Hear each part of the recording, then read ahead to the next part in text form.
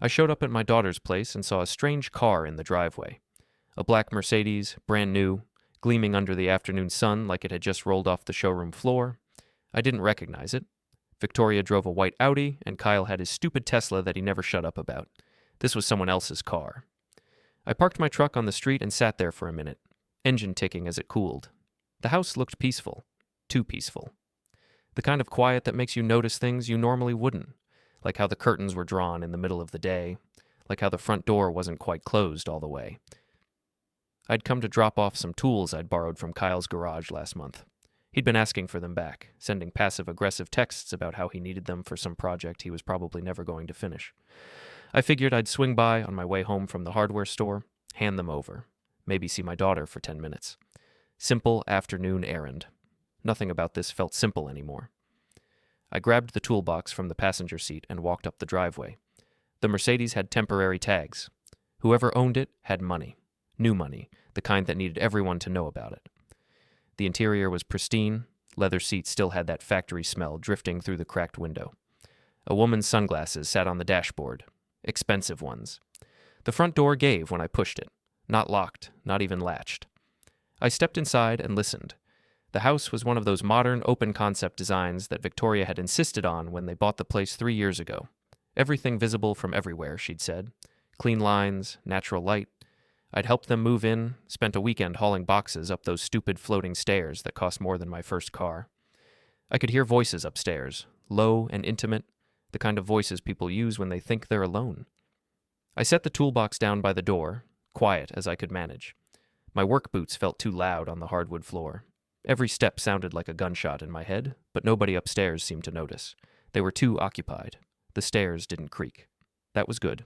I climbed them slowly, one hand on the railing, the other hanging loose at my side. My heart was doing something weird in my chest, beating too hard and too slow at the same time. I told myself I was being paranoid. Maybe Victoria had a friend over. Maybe Kyle was showing someone the house. Maybe there was a perfectly reasonable explanation for all of this. I reached the top of the stairs and followed the voices to the master bedroom. The door was open maybe 6 inches. Enough to see through, not enough to be obvious.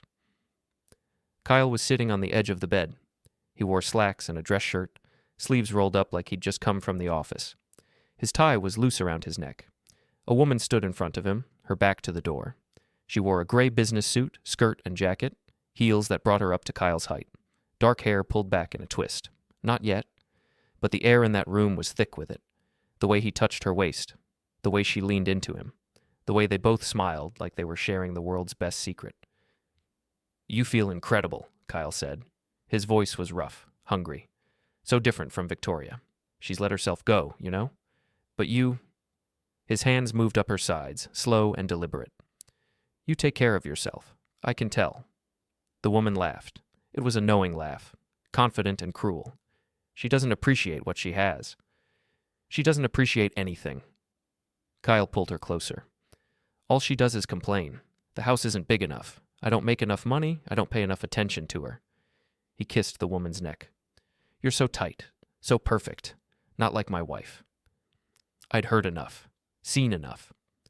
My hand tightened on the doorframe, knuckles white, wood groaning under the pressure. I could have kicked the door open right then. Could have dragged Kyle off that bed and thrown him through the window. Could have made both of them understand exactly what kind of mistake they were making, but I didn't move. Because something stopped me cold. Something worse than the cheating, worse than the disrespect, worse than watching my daughter's husband betray her in her own bedroom.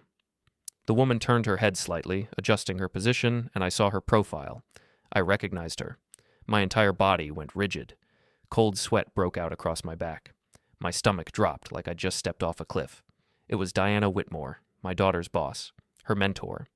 The woman who'd given Victoria her first real job out of college, who'd promoted her twice in 4 years, who'd written the recommendation letters that got Victoria into every professional circle that mattered in this city. Diana Whitmore, the managing partner at Whitmore & Associates, one of the most respected consulting firms in the state. The woman whose reputation was the only reason Victoria had a career at all. I backed away from the door, moved down the hallway on legs that felt like they belonged to someone else. My mind was racing, trying to process what I'd just seen, trying to make it make sense. Diana Whitmore was married, 3 kids, big house in the North End. Her husband was some kind of surgeon, pulled in $500,000 a year. They were the power couple everyone pointed to. the example of success and stability. Victoria had been to their house for dinner parties, had met their kids, had called Diana the smartest woman I've ever known, and Diana was sleeping with Kyle. I made it to the stairs and started down. Tried to be quiet, tried to think, but my boot caught the edge of a step and I stumbled, caught myself on the railing with a sound like a thunderclap. The voices upstairs stopped. "Did you hear that?" Diana's voice, sharp and alert. "It's nothing. The house settles." "Kyle, I swear I heard something." Footsteps moved toward the bedroom door. I abandoned stealth and took the stairs 3 at a time, hit the first floor running, grabbed my toolbox and got out the front door. My truck was 30 feet away, might as well have been 30 miles. I heard the front door open behind me as I reached the driver's side, heard Kyle's voice calling out, confused and suspicious. "Hello? Who's there?" I ducked below the window line, key in the ignition, engine turning over with a roar that sounded like an air raid siren. Kyle appeared on the front step, shirtless now, squinting against the sunlight as my truck pulled away from the curb. I watched him in the rearview mirror, standing there in his expensive neighborhood and his expensive house with his expensive life built on lies. He didn't recognize my truck. Probably never paid enough attention to what I drove. I was just Victoria's father, the blue-collar guy who showed up for holidays and birthdays, the one they tolerated but never really included, the one they thought was too stupid to matter. I drove 6 blocks before I had to pull over. My hands were shaking. My chest felt tight. I rolled down the window and breathed cold air until the shaking stopped. Then I sat there and thought about what I'd seen, what it meant, what I was going to do about it. If I told Victoria right now, she'd lose everything. Her job, her career, her entire professional network. Diana Whitmore could destroy her with a phone call. Victoria would be blacklisted, unemployable, her reputation shredded before she could defend herself.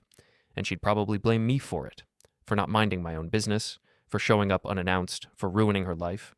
But if I stayed quiet, if I waited and watched and planned, I could do something better than tell the truth. I could make them all pay for it. I started the engine again and drove home. My phone buzzed twice with text from Kyle, asking if someone had been in the house, if I'd stopped by. I didn't answer. Let him wonder. Let him worry. I had work to do. That night, I sat at my kitchen table with a notebook and a beer and started making lists.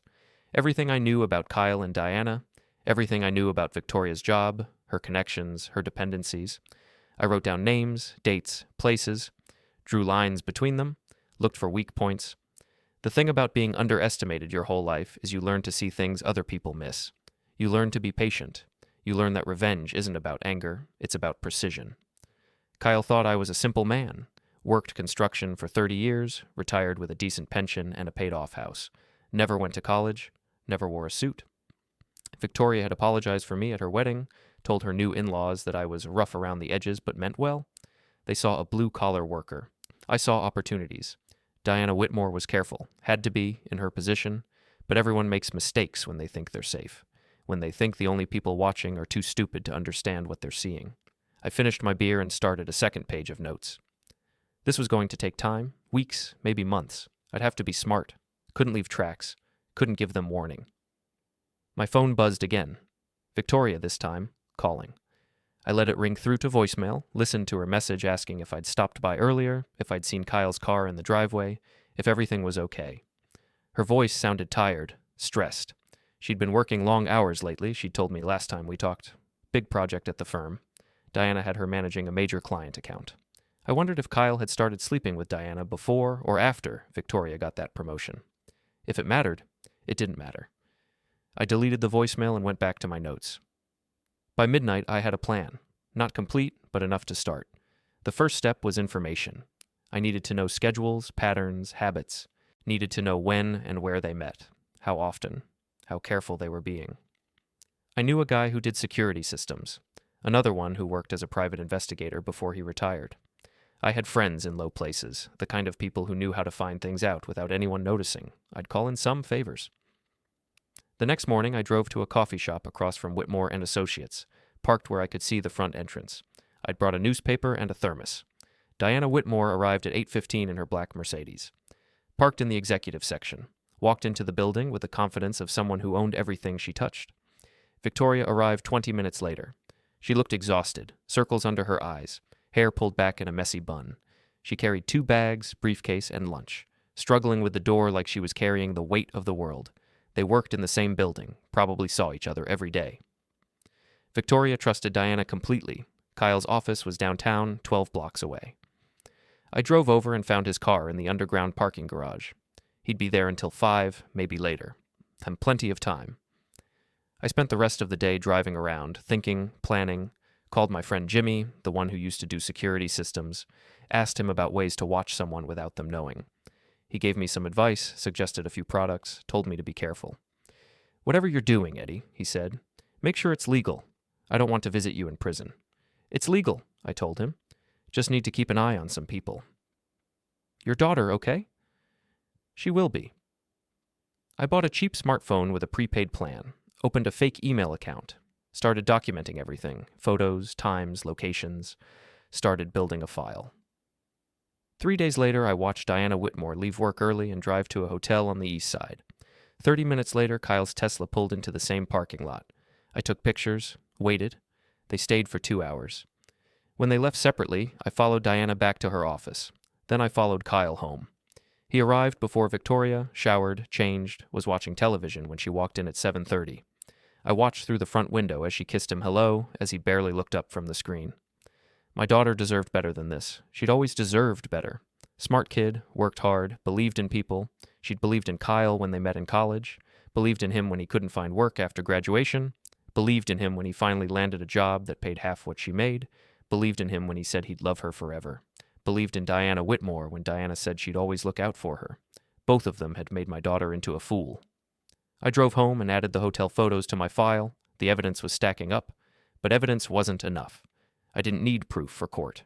I needed proof for people, the kind of proof that couldn't be explained away or spun into something innocent, the kind of proof that would destroy them both. 2 weeks went by. I followed them to 3 more hotels, watched them meet for lunch in quiet restaurants where they thought nobody knew them, watched Kyle lie to Victoria about working late while he spent those hours with her boss. Victoria came by my house one Saturday, brought groceries, insisted on making dinner.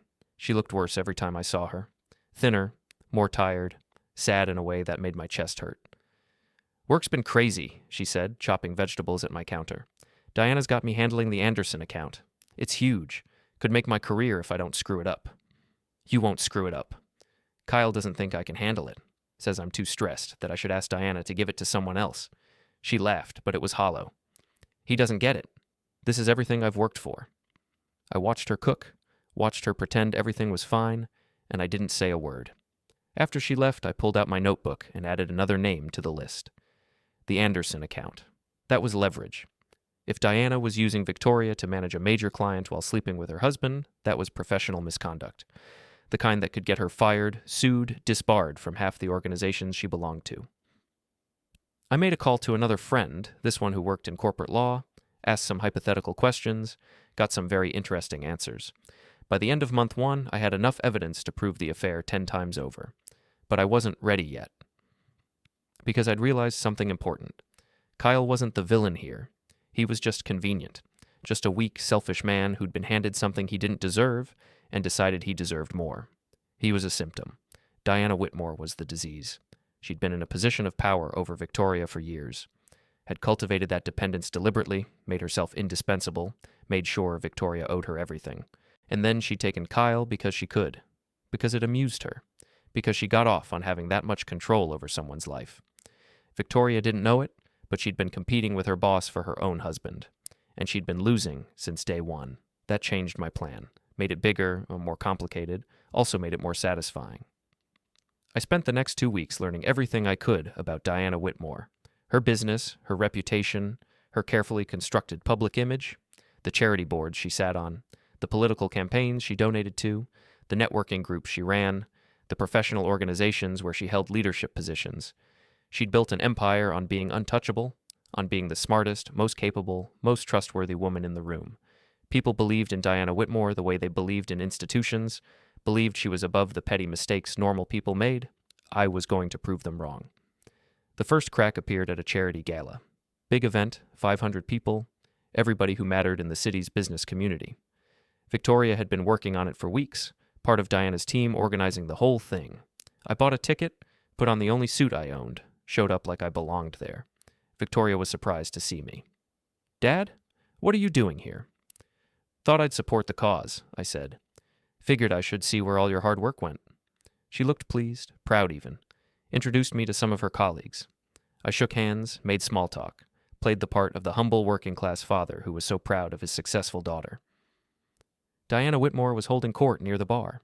She looked perfect, like she always did. Designer dress, jewelry that cost more than my truck, smile that could sell anything to anyone. Kyle was there too, standing next to Victoria, his hand on her lower back like he owned her. He looked bored, kept checking his phone. I watched them all night, watched the way Diana and Kyle avoided looking at each other, watched the way they never stood close, never spoke directly. They were being careful, but not careful enough. Because I saw the moment late in the evening when Kyle excused himself to take a call and Diana followed him out 2 minutes later. Saw them disappear down a service hallway where the regular guests weren't supposed to go. I gave them 5 minutes. Then I followed. Found them in a storage room, Kyle pressed against the wall, Diana's hand on his chest. They were arguing in harsh whispers. "You can't keep doing this," Diana hissed. "Not here. Not with Victoria 10 feet away. You're the one who followed me. Because you've been staring at me all night like a puppy. You're going to get us caught." Maybe that wouldn't be the worst thing. Diana's expression went cold. Yes, Kyle, it would. For both of us. Especially for Victoria. She doesn't have to know. She already suspects something. I can see it in the way she looks at me. She's not stupid. Then maybe we should just tell her. Are you insane? Diana grabbed his shirt.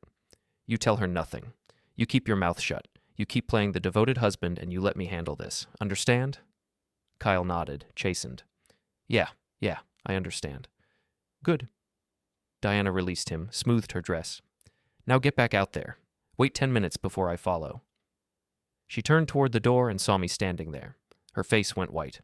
Her mouth opened, but no sound came out. Kyle turned, saw me, and made a noise like a wounded animal.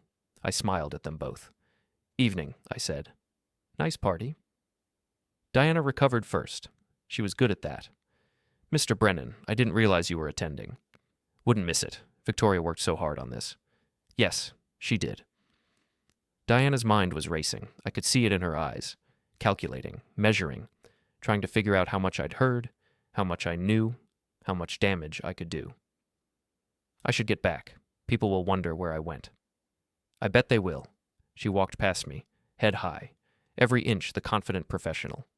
But her hands were shaking. I saw them trembling as she reached for the door handle. Kyle stayed frozen against the wall, staring at me like I was death itself. You gonna tell her? He finally managed. Tell who what? Victoria. About. He gestured vaguely at the room, at Diana's retreating figure, at everything. I let the silence stretch out. Let him sweat. Not tonight, I said eventually. Tonight's her big night. Wouldn't want to ruin it. I left him there and went back to the party. Found Victoria giving a speech, thanking everyone for coming, thanking Diana for her leadership and guidance. Her voice was strong and clear. She looked happy, genuinely happy for the first time in weeks. I stood in the back and watched my daughter smile and thanked God I hadn't said anything yet. Because this wasn't about one conversation, one revelation, one moment of truth.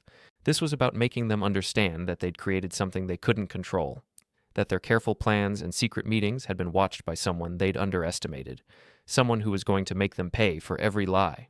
I left before the party ended, drove home with my mind buzzing, plans reforming, strategies shifting.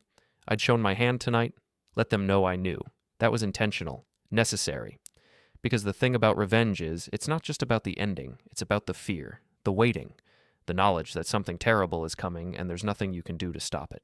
Diana Whitmore and Kyle were afraid now. They'd spend every day from here forward looking over their shoulders, wondering when I'd speak, what I'd say, who I'd tell, and they'd make mistakes.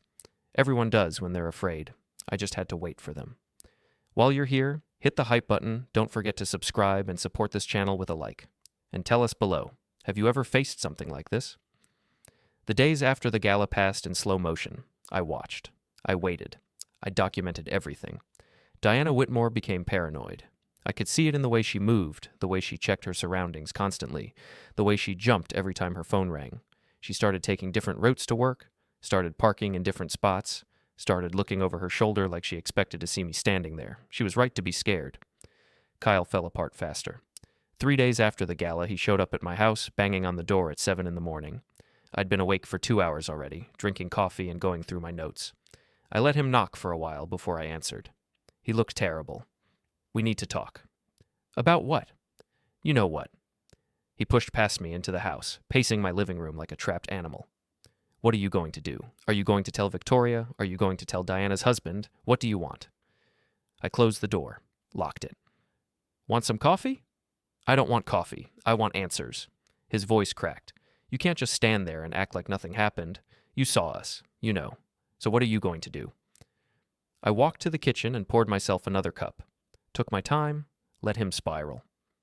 Please, he said finally, quieter. Eddie, please. I made a mistake. It was stupid. It didn't mean anything. Which time? I turned to look at him. The hotel on the east side, the restaurant on 5th, the charity gala storage room. Which one didn't mean anything? His face crumbled. You've been following us. No. I've been watching my daughter's life fall apart and trying to figure out why. Turns out the answer was you. It's not what you think. It's exactly what I think. I set my coffee down. You're sleeping with Victoria's boss, the woman who controls her career, the woman who could destroy her life with a single phone call, and you're doing it in hotels and closets like your kids stealing candy. Diana said it wouldn't hurt anyone if we were careful. Diana's using you, using Victoria, using her husband and her reputation and everything she's built to get what she wants, and you're too stupid to see it. Kyle sank onto my couch, head in his hands. What do you want from me? I don't want anything from you. You're not important enough to want things from. Then why haven't you said anything? It's been a week. You could have told Victoria that night, could have exposed Diana right there at the party. Why didn't you? That was a fair question. I'd asked myself the same thing a dozen times. The answer was simple and complicated all at once. Because telling Victoria right now accomplishes nothing. Diana would deny it. You'd deny it. Victoria would believe whoever she wanted to believe, and she'd probably choose you because facing the truth would cost her everything. Her job, her mentor, her husband, all at once. She'd break. So you're doing this for her? I'm doing this because you don't get to ruin my daughter's life without consequences. I picked up my coffee again. Now get out of my house. And stay away from Diana. If I see you with her again, I won't wait anymore. I'll tell everyone everything. He stood up, shaking. You're bluffing. You won't tell because it'll hurt Victoria. Try me. He didn't. He left. Slammed the door hard enough to rattle the windows. I watched him drive away and went back to my notes. Added this visit to the timeline. Marked it as a weak point. Kyle was cracking. That was useful. Diana was harder to read. She'd locked down, become more careful. She and Kyle stopped meeting. No more hotels, no more restaurants. She was smart enough to know she was being watched now, but she made one mistake. She kept Victoria close. Every day, Victoria came home with stories about how much Diana was helping her, how much extra time Diana was spending mentoring her, how grateful she was to have such a supportive boss. It made me sick to listen to, because I knew what it really was. Diana was keeping Victoria dependent, keeping her grateful, keeping her loyal, making sure that when the truth came out, and it would come out, Victoria would be too invested in Diana to turn against her. It was manipulation at its finest. I had to break that connection, had to make Victoria see Diana for what she really was, but carefully, subtly, in a way that looked like Victoria's own realization. I called my friend Martin, the one who used to work as a private investigator, asked him if he knew anyone at Whitmore and Associates who might be willing to talk about Diana. Off the record, anonymous. That's a dangerous game, Eddie. I'm not trying to ruin anybody's career, just need to know what kind of person she really is. Why do I get the feeling you're about to do something stupid? Because you know me too well. He gave me a name, Patricia Graham, junior associate at the firm.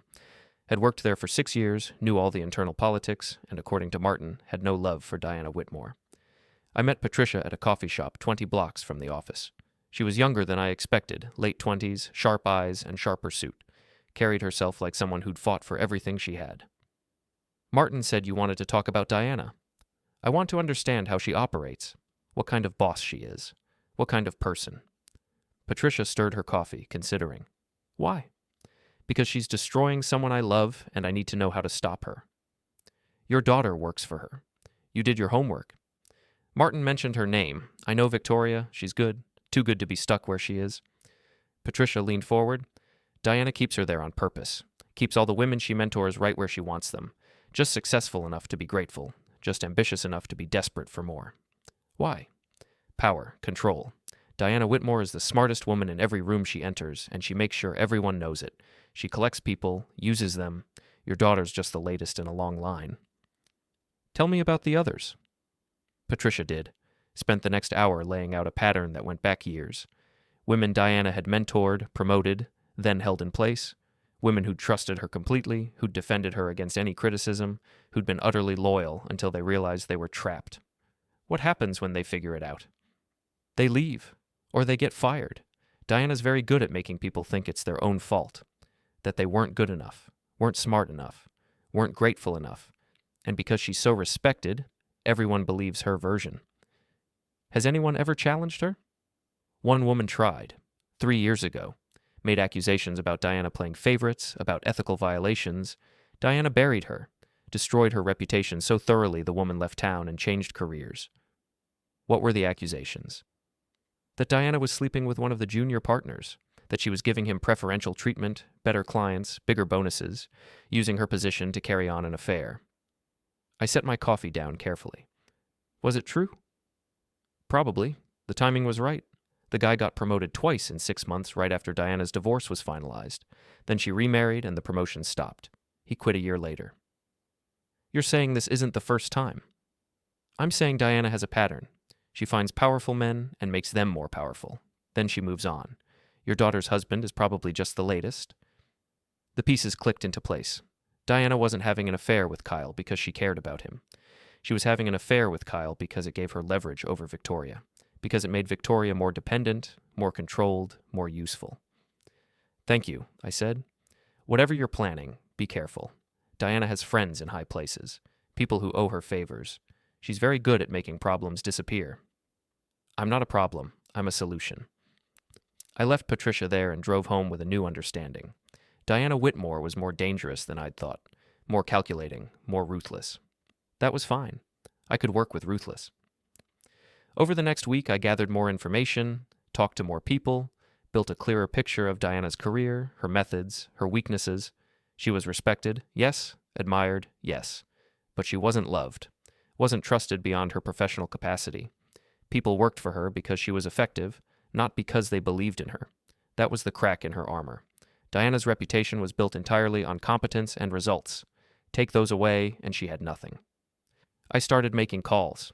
Anonymous tips, suggesting to people who mattered that maybe Whitmore and Associates wasn't handling the Anderson account as ethically as it should, that maybe there were conflicts of interest, that maybe someone should look more closely. Nothing definitive, nothing provable. Just enough doubt to make people start asking questions. Diana noticed. She called an emergency meeting with her senior staff, pushed back against the rumors, insisted everything was above board, but the damage was done. People were watching now, paying attention. Victoria came home stressed, confused, worried. There's talk at the office that we might lose the Anderson account.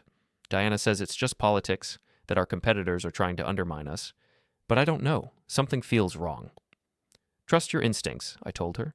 Diana says I'm being paranoid. Diana might not be right about everything. Victoria looked at me strangely. You've never liked her, have you?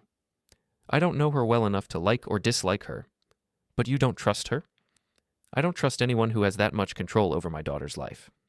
She laughed, but it was uncomfortable. You're overprotective. Maybe, or maybe I just pay attention. She left without finishing the conversation, but I saw the doubt in her eyes, saw the first tiny crack in her faith in Diana Whitmore. That crack would widen. I'd make sure of it. 2 days later, Kyle called me. His voice was tight, angry. What did you do? About what? Diana got a call from someone asking questions about our relationship, about whether there were any conflicts of interest in the firm. Someone's investigating. That's interesting. This was you. You called someone. You started this. I didn't call anyone. I don't even know who you'd call about something like that. You're lying. Prove it. I hung up. He called back immediately. I didn't answer. Let him leave voicemails, angry and desperate and scared. Let him wonder who I'd talked to, what I'd said, how much damage I'd done. The truth was I'd been careful, made sure nothing could be traced back to me. All my calls had been from burner phones. All my conversations had been off the record. I'd planted seeds, not evidence, suggestions, not facts. But people were paying attention now, and when people pay attention, they start seeing things they'd missed before. The Anderson account got nervous, started asking harder questions, demanding more transparency.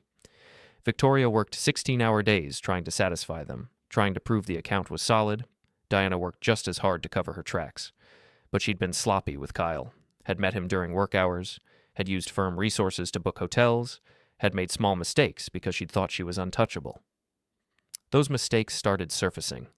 I helped them along, sent anonymous emails to the right people, mentioned dates and places where Diana and Kyle had been seen together. Never said anything definitive, just asked questions, suggested people check records, look at credit card statements, compare schedules, let other people do the detective work. By the end of the month, the pressure was building. Diana was scrambling. Kyle was panicking. Victoria was working herself to exhaustion trying to save an account that was already dead. And I was watching it all happen with cold satisfaction. Because this was just the beginning, the first collapse, the first consequence. There were more coming. I met with Patricia again. This time I brought documentation, photos of Diana and Kyle at the hotels, copies of the dates they'd met, evidence of the affair that I'd been collecting for months. What do you want me to do with this? Nothing yet. Just hold on to it. If Diana tries to push back against the investigation, if she tries to claim she's being targeted unfairly, I want you to be ready to show people the truth. This could get me fired. This could make your career. Diana's going down. When she does, someone has to be ready to step up, someone who knew what she really was and had the courage to stand against her. Patricia looked at the photos for a long time. Then she looked at me. You really hate her. I really hate what she's done to my daughter. Your daughter doesn't know about any of this. Not yet.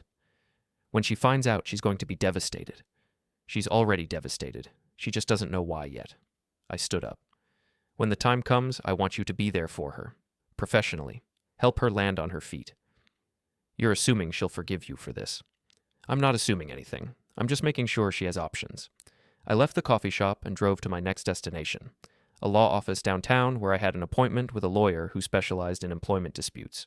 I laid out the situation, the affair, the conflicts of interest, the pattern of behavior, asked what legal remedies might exist for someone in Victoria's position. The lawyer was blunt. The firm would settle immediately to avoid the publicity. What if she doesn't want to sue? Then she should start looking for another job, because once this comes out, working at that firm will be impossible. What about Diana? What happens to her?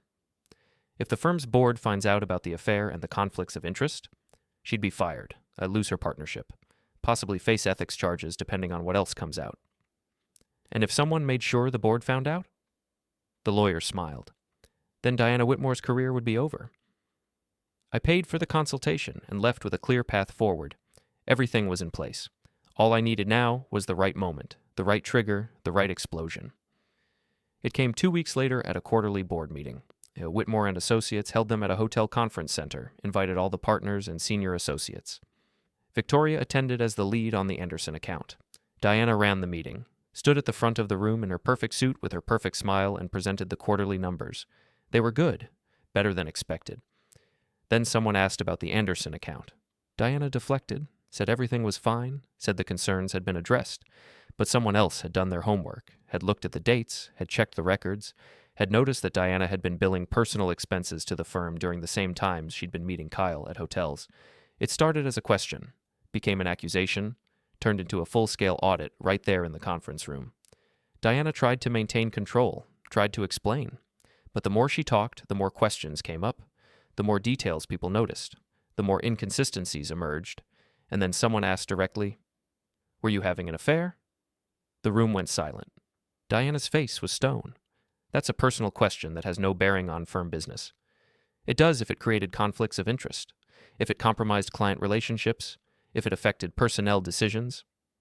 I have never allowed my personal life to interfere with my professional responsibilities.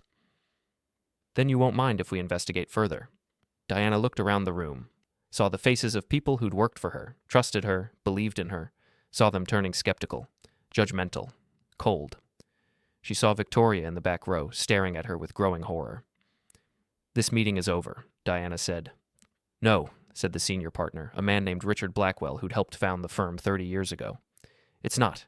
Diana, you're suspended pending a full investigation. You'll surrender your access credentials and leave the building immediately." "You can't do this." "We can, and we are. You're done." Diana stood there for 5 seconds that felt like 5 hours.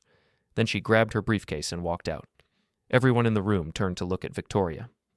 My daughter sat frozen in her chair, face white, hands shaking. I'd been standing in the hallway outside the conference room, watching through the window, recording every second.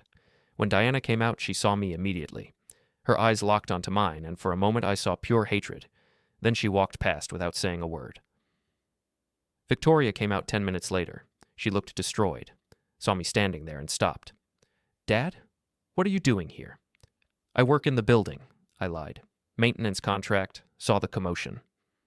"They fired Diana. They think she was having an affair, that she was stealing from the firm." Victoria's voice was breaking. "This is insane. Diana would never do something like that." "Are you sure?" "Of course I'm sure. She's my mentor. She's the most ethical person I know." "Victoria? No, don't. Whatever you're about to say, don't." She walked past me toward the elevator. I let her go. This wasn't the moment. Not yet. But it was coming. Kyle called me that night. "What did you do?" "Me? Nothing. Diana did this to herself." "You've been pushing this for weeks, sending emails, making calls. You destroyed her." "She destroyed herself. I just helped people see the truth." "Victoria's falling apart. She thinks Diana was set up. She's going to figure out it was you." "Let her." "You're a monster." "No, I'm a father protecting his daughter. There's a difference." I hung up and waited. It took 3 more days. The weeks that followed were quiet. Too quiet. I kept waiting for the other shoe to drop, for Diana to make some kind of move, for Kyle to do something stupid, but nothing happened. Diana had left the city. The rumors said she'd moved to Portland, was working as a consultant under a different name. I didn't bother confirming it. She was gone. That was enough. Kyle had moved in with his brother permanently, filed his side of the divorce papers without contest. According to Victoria, he'd been cooperative about everything, signed whatever she wanted, didn't fight for the house or the car or anything else. "It's like he just gave up," Victoria said during one of our weekly dinners. She'd started coming by every Thursday, a routine we'd fallen into without really discussing it. "Part of me wonders if he's planning something. He's not. He's just broken." "How do you know?" "Because I know what broken looks like, and Kyle's got nothing left to fight with." She accepted that answer, but I could see she didn't quite believe it. Couldn't imagine that the man she'd married could just collapse so completely. But I'd seen it before. Seen what happened when someone's entire self-image got destroyed. When they realized they were smaller and weaker and worse than they'd ever let themselves believe. Kyle had thought he was special. Thought he deserved Diana's attention. Thought he could have it all. The successful wife, the powerful mistress, the comfortable life. When that illusion shattered, there was nothing underneath. Just a weak man who'd made weak choices. He'd spend the rest of his life knowing that. That was punishment enough. Victoria was thriving at work. Patricia had given her the Anderson account outright, along with 3 other major clients. She was working long hours again, but this time it was her choice. Her work. Her success. "Patricia's teaching me things Diana never would have," she said one evening. "How to negotiate. How to build relationships with clients. How to position myself for leadership roles." Diana kept all that knowledge to herself. Probably didn't want me to become competition. Probably not. "Patricia says I could make partner in 2 years if I keep this up. Full partner, not junior. That's unheard of at my age." "You earned it." Diana would never have let it happen. She would have found some reason to hold me back. Victoria set down her fork. "I think about that sometimes. About how different my career would have been if you hadn't exposed her, if I'd just kept trusting her."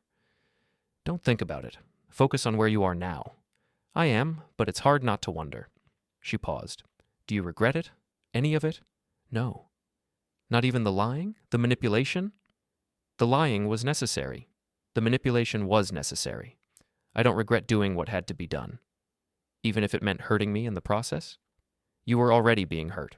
I just made sure you saw it." She nodded slowly. We'd had versions of this conversation a dozen times. She was working through it, trying to reconcile her anger with her gratitude, trying to figure out if she could trust me again after I'd spent months controlling her life without her knowledge. I didn't have a good answer for her. Just the truth. I'd do it all again if I had to. Because protecting her mattered more than her approval, more than our relationship, more than anything else. Maybe that made me a bad father, or maybe it made me the only kind of father who mattered when things got bad. One evening my phone rang. Unknown number. I almost didn't answer. "Mr. Brennan?" A woman's voice. Older. Controlled anger underneath formal politeness. "Speaking." "This is Margaret Whitmore, Diana's mother." I sat up straighter. "What can I do for you?" You can tell me why you destroyed my daughter's life. Your daughter destroyed her own life. I just made sure people noticed. Diana told me what you did, how you stalked her, how you manufactured evidence, how you orchestrated a conspiracy to have her fired. Diana lied to you. I didn't manufacture anything. She was having an affair with my daughter's husband. She was stealing from her firm. She was manipulating her employees for personal gain. All I did was document the truth and make sure the right people saw it. You ruined her career. She ruined her own career. She just thought she was smart enough to get away with it. Silence on the other end. Then, my daughter is a good woman. She's helped dozens of young women advance their careers. She's built one of the most respected firms in the state. And you destroyed all of that because of some petty vendetta. Your daughter used those young women, built them up just enough to keep them dependent, then held them back so they'd never become competition. She's been doing it for years. Ask them yourself if you don't believe me. I don't need to ask anyone anything. I know my daughter. Then you know what she's capable of. You know what she did. What I know is that you're a bitter, angry man who couldn't stand to see a successful woman in a position of power. You're threatened by strong women, so you tear them down. I laughed. Couldn't help it. Lady, I don't care about strong women. I care about women who hurt my daughter. Your daughter did that. She made her choice. Now she's living with it. She's suffered enough. Has she? Because from where I'm sitting, she got off easy. Lost her job, sure. But she's not in prison. She's not bankrupt. She's not facing criminal charges. She just has to live somewhere else and be someone else. That's not suffering. That's consequences. You're a monster. I'm a father. If that makes me a monster, I can live with it. She hung up. I set the phone down and stared at it for a minute. Diana's mother. I hadn't expected that. Hadn't thought about Diana having family who might care what happened to her, who might try to defend her. It didn't change anything. But it reminded me that every action had ripples. That destroying Diana hadn't just affected Diana, it had affected her mother, her children, her husband, everyone in her orbit. I wondered if I should feel guilty about that. I didn't. 3 months after the trial, Victoria got promoted to full partner, youngest person to ever hold that position at Whitmore and Associates. Patricia threw her a party at one of those expensive restaurants downtown, invited everyone who mattered in the firm. I wasn't invited. That was fine. This was Victoria's moment. Her success. She'd earned it without me hovering in the background.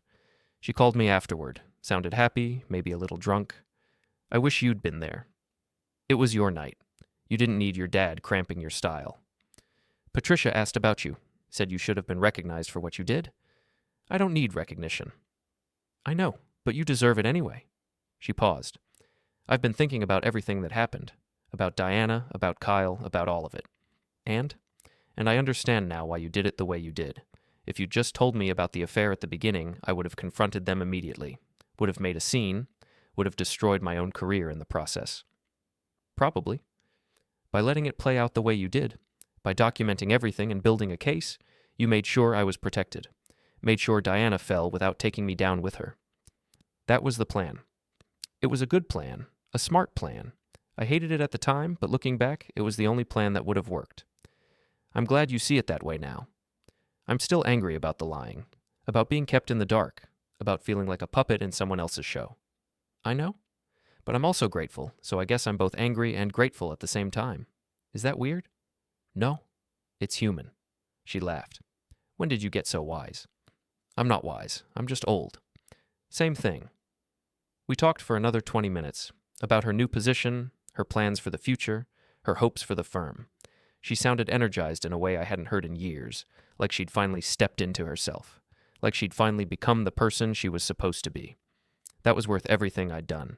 Every lie, every manipulation, every cold calculation. If it meant Victoria could be this version of herself, confident, successful, free, then it was all justified. I hung up and sat in the dark, thinking about that, about whether the ends really did justify the means, about whether protecting someone meant taking away their agency, about whether I'd been a good father or just a controlling one. The answers weren't clear. Maybe they'd never be clear. Maybe that was okay. Life after the trial settled into a new rhythm. Victoria and I had dinner every week, sometimes at my place, sometimes at hers. We talked about work, about life, about everything except what had happened.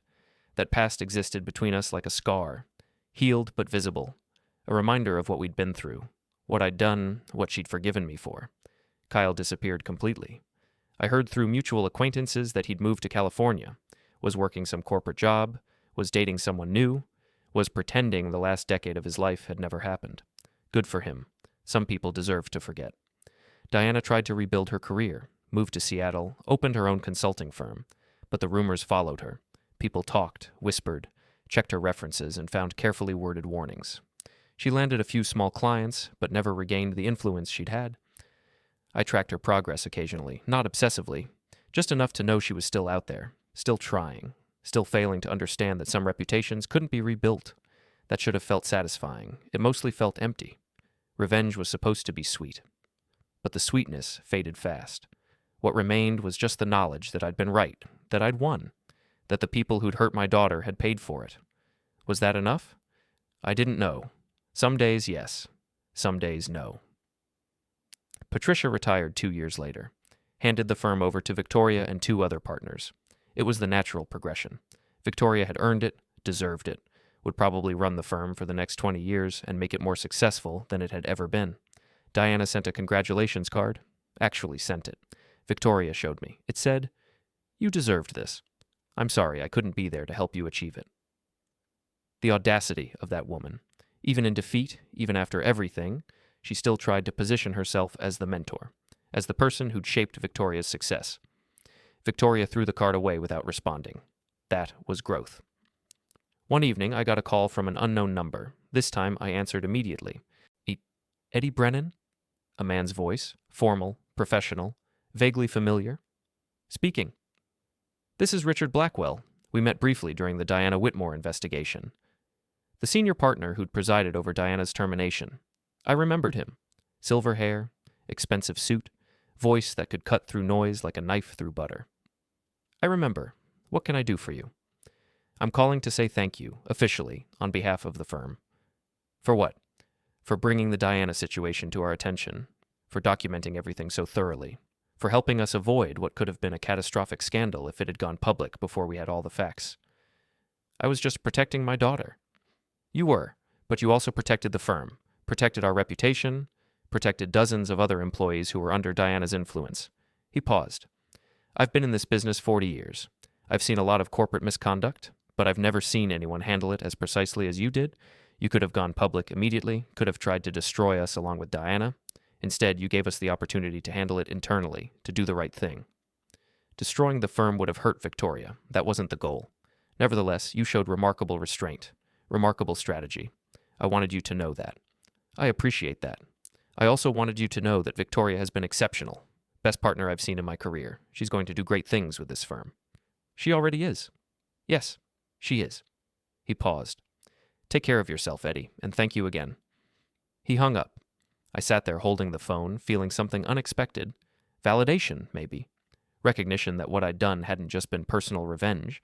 It had been strategic, calculated, ultimately beneficial to more people than just my daughter. Did that make it right? I still didn't know. But it made it something other than pure anger, something other than simple destruction. Maybe that was enough. Victoria came by that weekend, brought groceries, insisted on cooking dinner. We'd fallen into this pattern, her taking care of me, making sure I was eating properly, making sure I wasn't isolating myself. I talked to Kyle yesterday, she said while chopping vegetables. That surprised me. I thought you two didn't speak? We don't, usually, but he called, said he needed closure. What did he want? To apologize, again, for the 100th time. Said he's been in therapy, said he understands now what he did, said he takes full responsibility. Do you believe him? I don't know. Maybe. Does it matter? Depends on what you want from him. I don't want anything from him. That's what I told him. He could be the most apologetic, most self-aware, most reformed person in the world, and it wouldn't change what happened. Wouldn't change what he did. What did he say to that? That he understood. That he hoped someday I'd be able to forgive him. That he was genuinely happy about my success. Generous of him. Right? She laughed bitterly. Like I need his approval. Like his happiness for me matters. You didn't need to talk to him. I know, but part of me wanted to. Wanted to see if he'd changed. If he'd learned anything. If any of this had actually affected him. And I think it did. He sounded different. Smaller somehow. Like he'd finally realized he wasn't special. Wasn't the center of the universe. wasn't entitled to everything he wanted just because he wanted it. That's something. It's something, but it's not enough. She set down the knife. I don't hate him anymore. That's what I realized during the call. I don't hate him. I don't love him. I don't really feel anything about him at all. He's just someone who used to be in my life, someone who doesn't matter anymore. That's healthy. Is it? Because it feels weird. Like I should care more. Like the fact that I don't care means something's broken in me. Nothing's broken. You've just healed, moved on. That's what's supposed to happen. She nodded, but I could see she wasn't entirely convinced. Some part of her still wanted to feel something. Anger, sadness, anything about the man she'd spent a decade of her life with. The fact that she felt nothing scared her more than if she'd still been angry. We ate dinner, talked about other things, work, friends, plans for the future. Victoria was thinking about buying a bigger house, somewhere with a yard, maybe space for a garden, somewhere that was entirely hers. No memories, she said. No places Kyle and I went together. No restaurants we had dinner at. No parks we walked through. Just new. That sounds good. It feels necessary. Like I need to build a new life from scratch. Fresh start. Clean slate. Everyone deserves that. Do they? Even people who've done terrible things? I knew she wasn't really talking about herself. Was talking about Kyle, maybe Diana, maybe me. I don't know, but I know you deserve it. You didn't do anything wrong. You were just in the wrong place with the wrong people. Was I, though? Or did I choose to be there? Choose to trust Diana? Choose to marry Kyle? Choose to ignore the signs that something was wrong? You trusted people who didn't deserve your trust. That's not a moral failing. That's just being human. But you knew. From the beginning, you knew something was wrong. You saw things I didn't see. Why couldn't I see them? Because you loved them. Love makes you blind. That's not weakness. That's just how love works. She considered that. Do you think I'll ever be able to trust someone again? Really trust them? Yes, when you meet someone who deserves it. How will I know? You'll know. Trust isn't about being certain. It's about being willing to take a risk. And you're one of the bravest people I know. You'll take that risk again when the time is right. She smiled. When did you become so wise about relationships? You've been single since Mom died. Exactly. Lots of time to observe other people's mistakes. We both laughed. It felt good. Normal. Like we'd finally gotten past all the heaviness of the last 2 years. Victoria left around 9. Hugged me at the door, held on a little longer than usual. Thank you. For what? For everything. For protecting me. For being right. For being my dad, even when it was hard. It was never hard. You're my daughter. That's all I needed to know. She drove away. I watched her taillights disappear down the street and felt something like contentment. This was what I'd been fighting for. This moment. This feeling. This knowledge that Victoria was okay. That she'd survived. That she was building a new life. Everything else had just been the price of getting here. A month later, I got another letter. This one had a return address. Seattle. Diana's handwriting. I almost threw it away without opening it. Almost. But curiosity got the better of me. Inside was a single page. Diana's elegant script. The same handwriting as the first letter, but different tone. Calmer. More resigned. It said, Eddie, I know you probably don't want to hear from me. I know you probably hate me. I know I destroyed your daughter's trust and her marriage and everything she believed about the people closest to her. I can't change that. I can't take it back. I can't undo the damage. But I want you to know that I understand now what I did. Not just the affair, not just the professional misconduct, but the fundamental betrayal of someone who trusted me completely. Victoria was never just an employee to me. She was talented and brilliant and everything I wished I'd been at her age. I wanted to help her, wanted to mentor her, wanted to see her succeed, and then somewhere along the way I decided I wanted everything she had. Her husband, her innocence, her belief that people were fundamentally good. That was wrong. That was cruel. That was unforgivable. I'm not asking for forgiveness. I don't deserve it. I'm just asking you to know that I understand what I did, that I carry it with me, that it's changed me. I'll never be who I was before. That person is gone. Maybe that's justice. Maybe that's what I deserve. Tell Victoria I'm sorry. Tell her she was right to trust herself. Tell her she's going to do amazing things. Tell her I'm sorry I wasn't the person she deserved to believe in. Diana. I read the letter 3 times. Tried to find manipulation in it. Tried to find the angle, the play, the strategy, Couldn't find one. It seemed genuine. Seemed like actual remorse. Seemed like Diana had finally looked in the mirror and didn't like what she saw. I folded the letter and put it in a drawer. Didn't throw it away, didn't show it to Victoria, just kept it as evidence that people could change, could grow, could recognize their own mistakes, even if that recognition came too late to matter. Life continued. The seasons changed. Victoria thrived. The firm grew. I settled into a comfortable retirement, watching my daughter become more successful than I'd ever imagined. Sometimes I thought about Diana, about Kyle, about whether they were okay, whether they'd found peace, whether they'd managed to rebuild their lives. Mostly I didn't think about them at all. They were the past. Victoria was the future. And the future looked bright. That was enough. More than enough. One evening, 2 years after the trial, Victoria called me. "I need to ask you something." "Okay." "Do you regret any of it? The lies, the manipulation, the way you controlled the entire situation without telling me?" We'd had versions of this conversation before, but something in her voice told me this time was different. This time she really needed to know.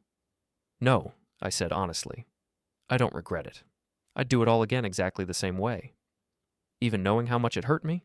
Even knowing how angry I was? Even knowing all that. Because the alternative was worse. The alternative was you staying trapped in a situation that was destroying you. I couldn't allow that." "Couldn't or wouldn't?" "Both." She was quiet for a long moment. Then, "I think I finally understand that. I think I've finally accepted that you did what you thought you had to do. And I think I've finally forgiven you for it." "You don't have to forgive me." "I know, but I want to. I want to move forward without carrying that anger, without holding on to resentment about something that ultimately saved me." "Victoria, let me finish. You were right. About Diana, about Kyle, about everything. You saw what I couldn't see. You did what I couldn't do. You protected me when I didn't even know I needed protecting. That's what fathers do." "No, that's what you do." Most fathers wouldn't have gone that far, wouldn't have been that thorough, wouldn't have orchestrated something that complex just to protect their daughter. Most fathers don't have to. Maybe, but you did, and you succeeded, and I'm grateful for that even if I'm still angry about the methods. You can be both. I know, I am both, and I'm finally okay with that.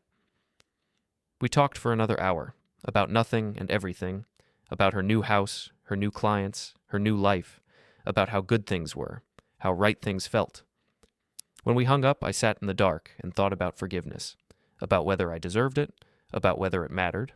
I decided it did matter, not because I needed it to feel justified, but because Victoria needed to give it to feel free.